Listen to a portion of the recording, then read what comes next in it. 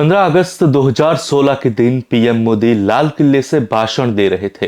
भाषण में भारतीय प्रधानमंत्री नरेंद्र मोदी ने पाकिस्तान पर आतंकवाद को प्रायोजित करने और अपने बलूचिस्तान प्रांत में अधिकारों का हनन करने का आरोप लगाया।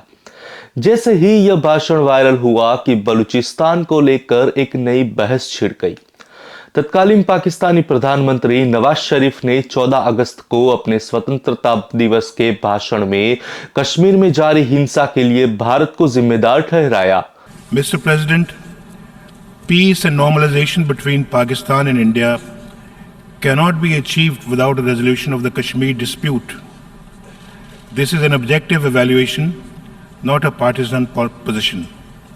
Our predictions have now been confirmed by events. A new generation of Kashmiris has risen spontaneously against India's illegal occupation. वहीं भारतीय प्रधानमंत्री नरेंद्र मोदी ने अपने 15 अगस्त के भाषण में पश्चिमी बलूचिस्तान प्रांत में पाकिस्तानी उत्पीड़न की ओर इशारा करके जवाबी हमला किया।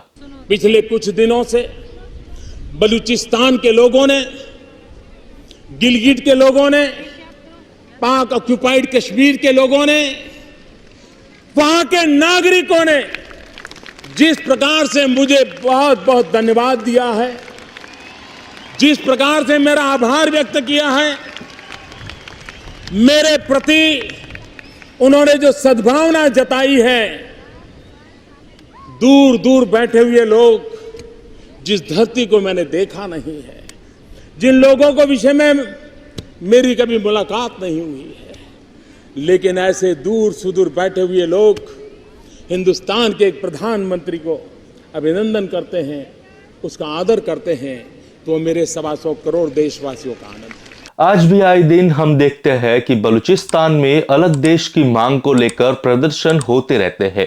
तो आइए समझते हैं इस मुद्दे को कि आखिर क्या है यह मुद्दा, क्यों आए दिन न्यूज मीडिया डिबेट और सोशल मीडिया पर बलूचिस्तान नाम सुनने को मिलता है। क्या बलूचिस्तान सच में गुलाम है और आजादी की मांग कर रहा है? क्या बलूचिस्तान को आजाद करने में भारत एक बड़ी भूमिका निभा सकता है?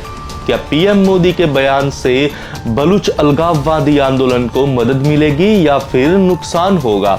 ये सारे सवाल आप सभी के मन में आए होंगे, जिसके जवाब आज की वीडियो में जानने की कोशिश करेंगे। लेकिन इसके पहले जान लेते हैं बलूचिस्तान का इतिहास। नमस्कार, मैं हूं निशित और आप देख रहे हैं आपका अपना YouTube चैनल नो विथ निशित। तो चलिए शुरू करते हैं आज का टॉपिक, आजाद बलूचिस्तान बेबस पाकिस्तान।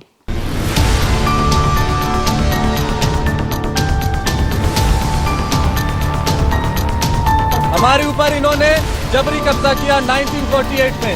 हम अपनी जमीन, अपना मुल्क वापस चाहते हैं। हमें आजाद बलूचिस्तान चाहिए और आजाद बलूचिस्तान हमारा हक है।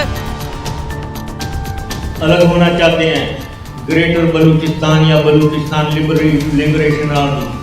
मेरा जवाब उसको कुचल देना चाहिए, ये है मेरा जवाब। बलूचिस्तान दक्षिण पूर्वी ईरान का पारंपरिक क्षेत्र है, जिसका बड़ा हिस्सा सिस्तान और बलूचिस्तान ओस्तान प्रांत में बटा हुआ है। ऐतिहासिक दौर से बलूचिस्तान एक कम विकसित एरिया रहा है। वर्षा दुर्लभ और अधिकतर हिंसक तूफानों में गिरने से बाढ़ और भारी कटाव होता है, जबकि साल के 8 महीनों में गर्मी दमनकारी होती है। यही कारण है कि यह प्रदेश विकास की गति में बहुत ही पिछड़ा रह गया है। लेकिन बलूचिस्तान में बड़ी मात्रा में खनिज और कुदरती संपदा पाई जाती है और यही कारण है कि यह एरिया चर्चा में रहता है। बलूचिस्तान में निवास है बलूच जनजातियों का एक समूह है, जो पाकिस्तान के बलूचिस्तान प्रांत के साथ साथ अफगानिस्तान के पड़ोसी क्षेत्रों में भी पाया जाता है। बलूच सुन्नी मुसलमान है और बलूची बोलते हैं, जो इंडो यूरोपीय भाषाओं के इंडो ईरानी समूह की सबसे पुरानी जीवित भाषाओं में से एक है। प्राचीन काल में बलूचिस्तान ने सिंधु घाटी और बेबीलोनियाई सभ्यताओं को भूमि मार्ग प्रदान किया था।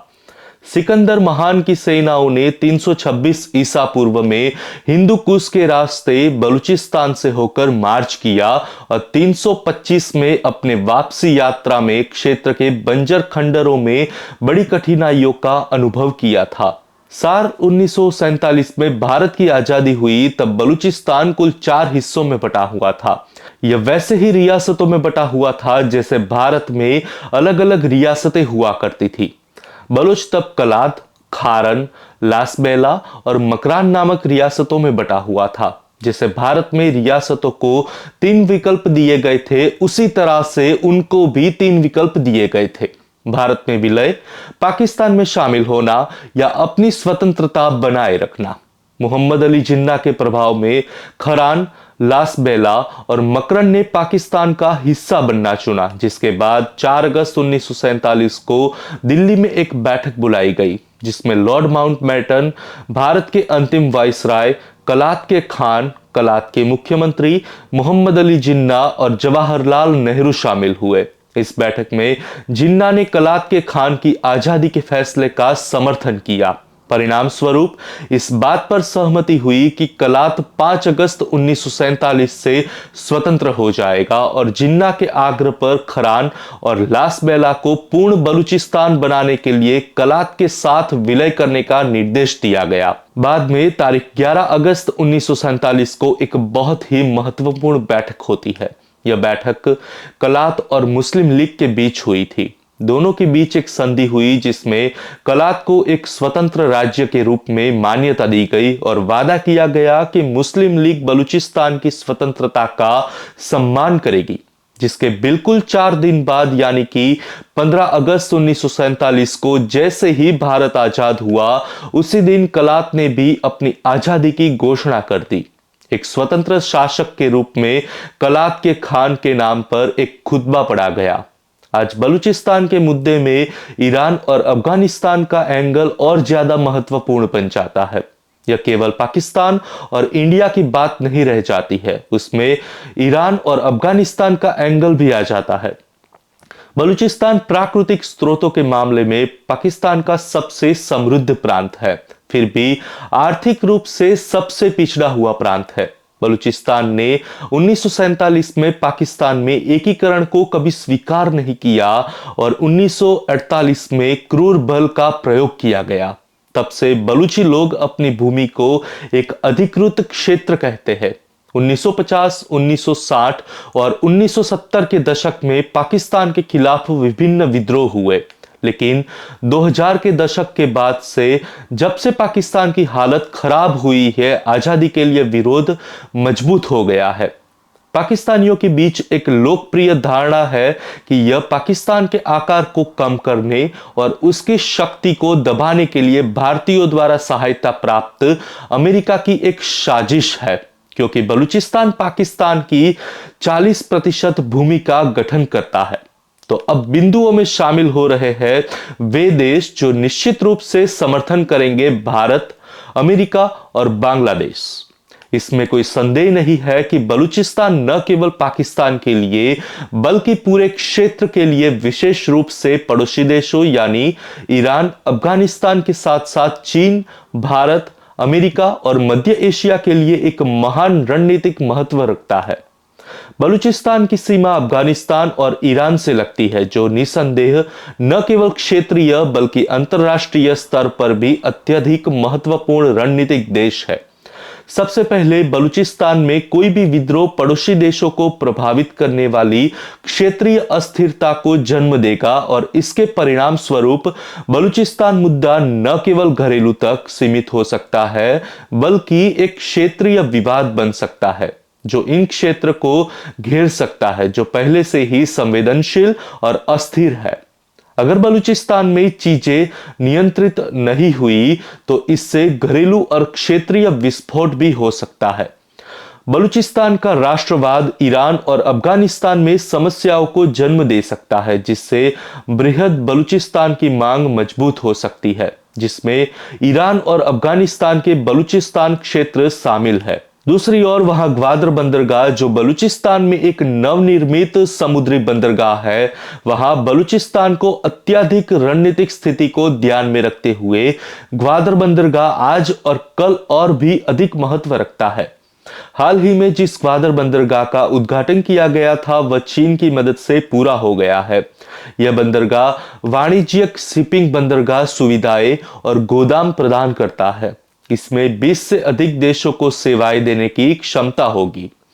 ग्वादर एक बहुत ही रणनीतिक स्थान पर स्थित है, जिसके कारण यह न केवल पाकिस्तान के लिए बल्कि अन्य देशों के लिए भी एक बहुत ही महत्वपूर्ण परियोजना बन गई है। ग्वादर बंदरगाह जहां एक तरफ पाकिस्तान को अधिक महत्व देता है, वहीं बलूचियों के बीच अधिक असंतोष पैदा करता है, जो महसूस करते हैं परियोजनाओं में अलग थलग किया जा रहा है और उनकी भूमि पर बाहरी लोगों की आमद पर चिंता व्यक्त की गई है। दुर्भाग्य से बलूचिस्तान पाकिस्तान के अन्य प्रांतों की तुलना में सबसे कम प्रति व्यक्ति आय वाला सबसे गरीब प्रांत बना हुआ है और यही लोगों की नाराजगी का मुख्य कारण है। बलूच नेतृत्व नई छावनियों के नियोजित निर्माण से भी नाखुश है। दिसंबर 2005 में कोहलू शहर की यात्रा के दौरान जनरल मुशर्रफ पर रॉकेट हमले पर सैन्य सरकार की ओर से कड़ी प्रतिक्रिया हुई। डेरा बुक्ती और कोहलू में एक पूर्ण सैन्य अभियान शुरू किया गया, जो अभी भी जारी है। बलूचिस्तान में सशस्त्र जनजातीय प्रतिरोध जारी है। 2006 में नवाब बुक्ती की हत्या कर दी गई, लेकिन उनकी विरासत कायम है और उन्हें आज भी जनता के बीच एक लोकप्रिय नेता के रूप में लिया जाता है। बुक्ती की इस हत्या से बलूचिस्तान में सुरक्षा बलों के बीच प्रतिभारी दुर्भावना पैदा हो गई है। बलूचिस्तान में कई सैन्य अभियानों ने राष्ट्रवादी प्रवृत्ति की समस्या को और अधिक बढ़ा दिया है। राजनीतिक व्यवस्था और सत्ता साझेदारी में विश्वास खो देने के बाद बलूचियों में पंजाबियों और सेना के प्रति तीव्र द्वेष है। बलूच राष्ट्रवाद लगातार विकसित हुआ है। हर बार कुचले जाने के बाद भी राष्ट्रीय आंदोलन पहले से भी अधिक मजबूती के साथ खड़ा हुआ है। दुर्भाग्य से अब इस प्रांत में बढ़ता धार्मिक उग्रवाद एक और बड़ी चुनौती बनकर उभर रहा है। यह गंभीर मुद्दा 1980 के दशक में अफगान युद्ध के दौरान शुरू हुआ था, जब सोवियत सैनिकों के खिलाफ जिहाद शुरू किया गया था। बलूचिस्तान में रहने वाली बड़ी संख्या में पश्तून आबादी जिहाद को अंजाम देने में ध्यान में थी। इस प्रकार प्रांत में सैन्यवाद और उग्रवाद के बीज बोए गए थे। बलूचिस्तान की अफगानिस्तान और ईरान से निकटता ने इस समस्या को और बढ़ा दिया है। तालिबान आसानी से बलूचिस्तान से अफगानिस्तान में प्रवेश कर गया है। यह प्रांत ईरान की सीमा से भी सटा हुआ है और यह विशेष रूप से 1979 की ईरानी क्रांति के बाद अत्यधिक रणनीतिक बन गया है, जिसने बलूचिस्तान के सुन्नी क्षेत्र में कड़ी प्रतिक्रिया पैदा की है। यह कारक भी सीमा के निकट मदरसों के फलने फूलने का कारण बना हुआ है। सुरक्षा बलों द्वारा नवाब अकबर बुक्ती की उनकी छुपी हुई गुफा में हत्या से प्रांत में अशांति और विरोध प्रदर्शन बढ़ गया है। इस स्थिति के कारण बलूचिस्तान में जनता के बीच सुरक्षा बलों और पूर्व राष्ट्रपति जनरल परवेज मुशर्रफ के प्रति बहुत ही नाराजगी पैदा हुई थी, जिन्हें आमतौर पर नवाज की हत्या के लिए दोषी ठहराया जाता है।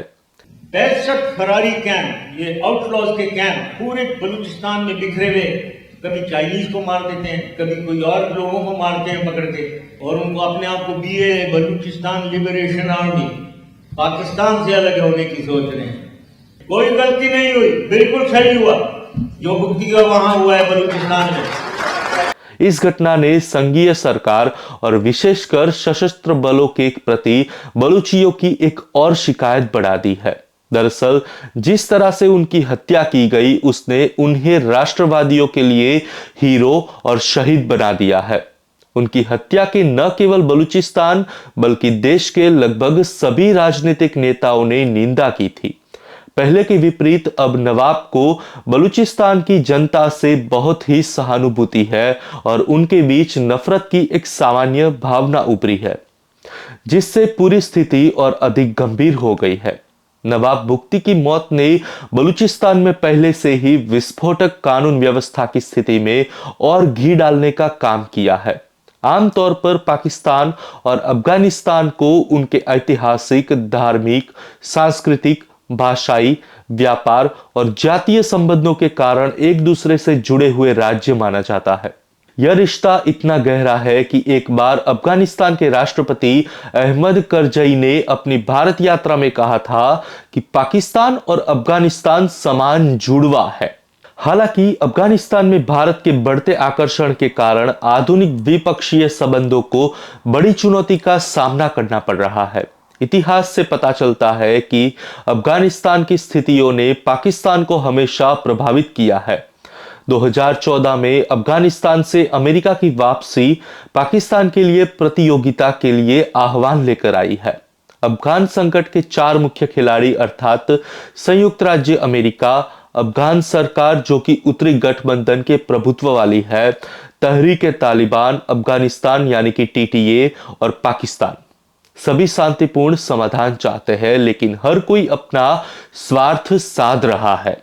अफगान सरकार अमेरिका की सीधी वापसी नहीं चाहती है क्योंकि अफगान सरकार, उसके नेता और समर्थक तालिबान के साथ एक और युद्ध में अपना निवेश खोना नहीं चाहते हैं। अमेरिका अभी भी अलग राय को लेकर असमंजस में है। फिलहाल काबुल में साथ हुए सुरक्षा समझौते से ऐसा लग रहा है कि अमेरिका दक्षिण कोरिया और जापान की तर्ज पर अगहन सरकार के साथ एक समझौता करने जा रहा है, जिसमें 20,000 से 30,000 सैनिकों को अनुमति दी जाएगी जो आतंकवादी विरोधी अभियानों में शामिल हो सकते हैं और अफगान को स्थिरता प्रदान करेंगे। लेकिन वे इस कानून के मुद्दे पर समझौता नहीं कर रहे हैं कि अगर अमेरिकी सैनिक आक्रामक गतिविधियों में पाए जाते हैं तो उन पर अफगानिस्तान में मुकदमा चलाया जाएगा। अमेरिका का कहना है कि अफगानिस्तान में सैनिकों के साथ अमेरिकी कानून के अनुसार व्यवहार किया जाएगा, जबकि अफगानिस्तान का कहना है कि वे अफगान धरती पर काम करते हैं, इसीलिए उन पर अफगान कानून के अनुसार मुकदमा चलाया जाना चाहिए। अफगान सरकार अफगानिस्तान में अमेरिकी सैनिकों की उपस्थिति के प्रति बिल्कुल भी अनिच्छुक है, क्योंकि तालिबान ने किसी भी शांति वार्ता के लिए विदेशी सैनिकों की वापसी को प्रावधान के रूप में निर्धारित किया है।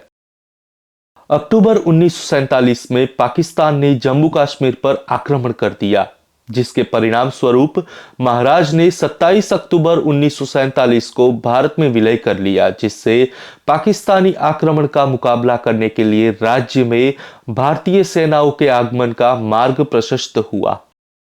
जब 1 जनवरी 1949 को संयुक्त राष्ट्र प्रायोजित संघर्ष विराम लागू किया गया तो भारतीय सेना ने बहादुरी से लड़ाई लड़ी और आक्रमणकारियों को कब्जे वाले क्षेत्रों को खाली करने के लिए मजबूर किया गया। पाकिस्तान जम्मू कश्मीर के एक हिस्से पर नियंत्रण में रहा, जिसके पाक अधिकृत जम्मू कश्मीर यानी कि POK के रूप में जाना जाता है।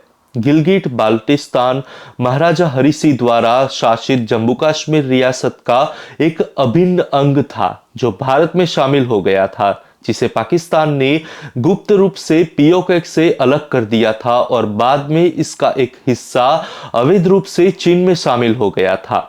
इसे पहले उत्तरी क्षेत्र के रूप में जाना जाता था और बाद में इसका नाम बदलकर गिलगिट बाल्टिस्तान कर दिया गया और यह पाकिस्तान के सीधे संघीय नियंत्रण में है।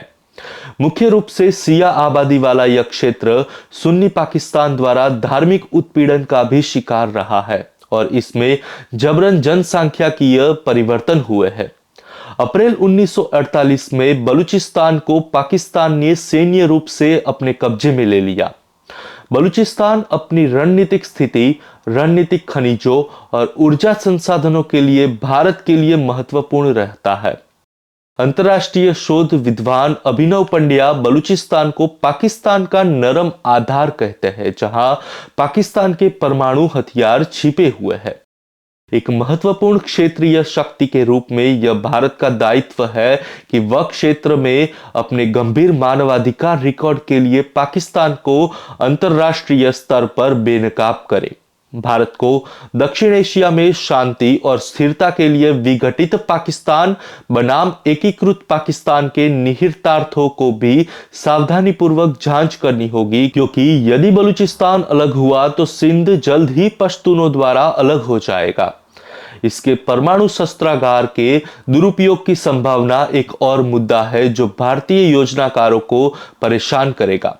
भारत को इस क्षेत्र के अन्य हितधारकों जैसे ईरान, अफगानिस्तान और चीन और अमेरिका की संवेदनशीलता को भी ध्यान में रखना होगा और यह सुनिश्चित करना होगा कि यह क्षेत्र में नए महान खेल का केंद्र ना बने। भारत, अफगानिस्तान और संयुक्त राज्य अमेरिका के बीच हितों का संगम होने की संभावना है, जबकि चीन ग्वादर को खोने के डर से बलूचिस्तान को मुक्त करने के किसी भी कदम का पुरजोर विरोध करेगा, जो उसकी आर्थिक और सैन्य महत्वाकांक्षा के लिए एक गंभीर झटका होगा। बलूच राष्ट्रीय आंदोलन के सिस्तान प्रांत तक फैलने की ईरान की आशंका पर पूर्व के साथ चर्चा करने और उसे शामिल करने की जरूरत है। बलूचिस्तान में नरसंहार और वहां चल रहे स्वतंत्रता आंदोलन पर अंतर्राष्ट्रीय ध्यान आकर्षित करने के लिए भारत को संयुक्त राष्ट्र महासभा की आगामी बैठक में इस मुद्दे को जोरदार ढंग से उठाना चाहिए। अंतिम लेकिन महत्वपूर्ण बात यह है कि समस्या के शांतिपूर्ण समाधान की मांग करते हुए भारत को बलूच स्वतंत्रता आंदोलन को स्पष्ट नैतिक और राजनीतिक समर्थन प्रदान करना चाहिए। इसी के साथ ही आज के लिए बस इतना ही। आई होप हमारा आज का यह वीडियो आपको पसंद आया होगा, तो प्लीज वीडियो को लाइक और शेयर जरूर करें और अपने विचार या फिर आपके कोई सुझाव है तो हमें कमेंट बॉक्स में जरूर बताएं, ताकि आगे और भी बेहतर तरीके से हम आपको कंटेंट प्रोवाइड करते रहे। और हाँ, अगर आपने चैनल पर नए हैं तो सब्सक्राइब करना ना भूलें, ताकि आगे आने वाले वीडियोस की जानकारी आपको मिलती रहे। सो प्लीज सब्सक्राइब करें और बेल आइकॉन को भी दबा दीजिए। इसी के साथ आज के लिए बस इतना ही। मिलते हैं आपसे अगले वीडियो में। तब तक के लिए जुड़े रहे आप हमारी चैनल के साथ, जिसका नाम है know with Nishit, empowering minds, unveiling truth. नमस्कार, जय हिंद, जय मां भारती।